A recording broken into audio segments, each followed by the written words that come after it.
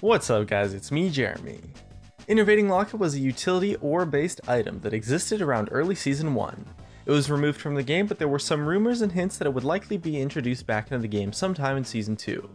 Although it was never re-added, it likely gave inspiration to Locket of the Iron Solari, which is still in the game today.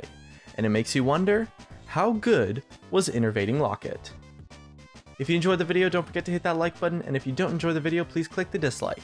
And if this video hits, let's say 10,000 ratings, I'll make another one of these.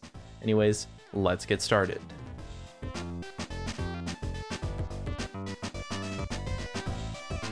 Although some might remember the existence of Innervating Locket, it actually existed in two different forms. The first, many might not remember all that well, and when the game came out of beta, Innervating Locket existed in the form of an item that gave 475 health, 450 mana with the unique aura of restoring 9 mana to nearby allies every 5 seconds, and the unique passive of using an ability buffs surrounding units to restore 50 health and 20 mana over 2 seconds. And this effect had a 3-second cooldown, and the item built out of Catalyst the Protector and Mana Manipulator with a total cost of 2650 gold. So the key word with this passive here is surrounding units. Units, well, it basically means everything. It would heal surrounding champions, surrounding minions, summoned pets, on just a 3-second cooldown. This made the item an incredible pickup on supportive champions with spammable abilities like Soraka with her Star Call and Alistar with his Triumphant Roar.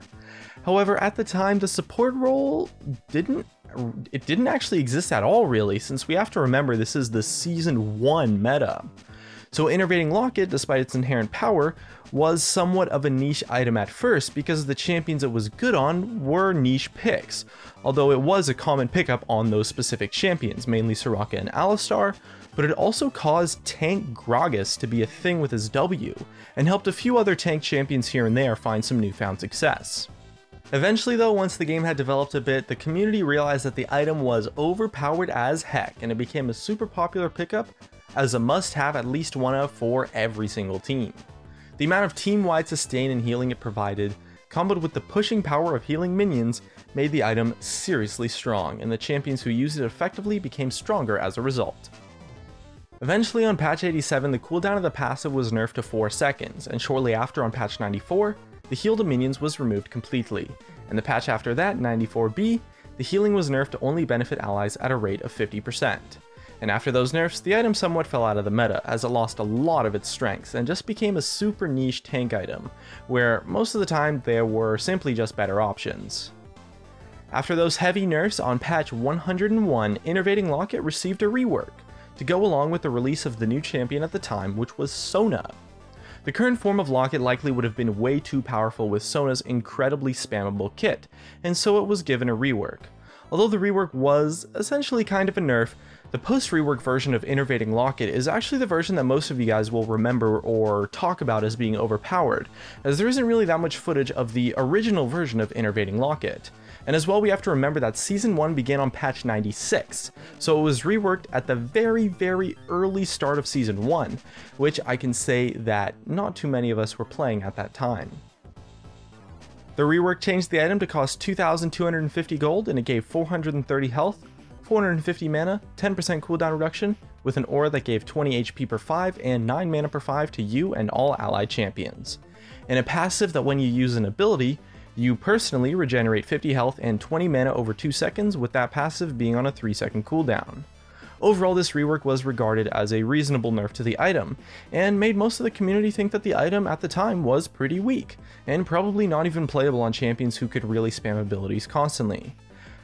On support champions, the item wasn't that good, because for someone like Sona or Soraka, who did have spammable abilities, they already had major self-heals within their own kits, so it was no longer a super good item for supports, and it kind of lost the notion of being a team-wide utility item as well.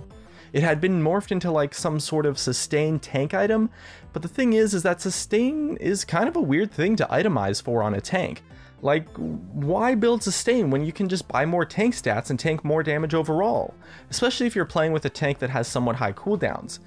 But there was one champion who had a newfound power with the item, and that was of course the only tank with absurdly spammable abilities and the ability to make use of the sustain and mana regen, and that was Udyr.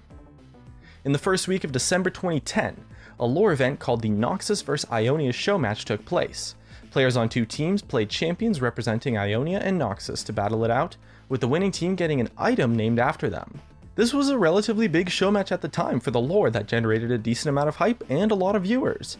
And in the match, Guardsman Bob played Udyr and showed off the true power of the post-rework Innervating Locket.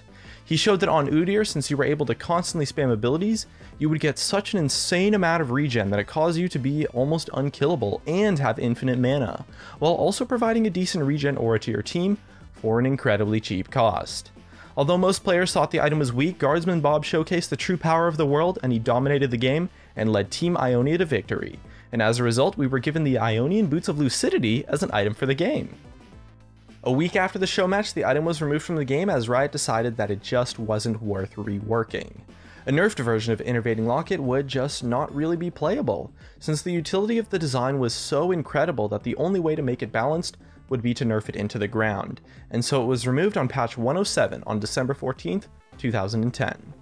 Guardsman Bob is often credited for causing the item to be removed, as he made everyone realize the true power of the item. However, lead designer Morello has stated that there were plans to remove the item before the show match, and afterwards many rioters were quoted for having said that there were plans for the item to be reintroduced in Season 2, but it never happened, and Innervating Locket has since been gone forever. And that's just about it. Here's some of my favorite comments from a previous video where I asked what you guys thought about temporary game modes. For a chance to be featured in a future video, leave a comment about what item I should take a look at next. Thanks for watching, and I'll see you guys next time.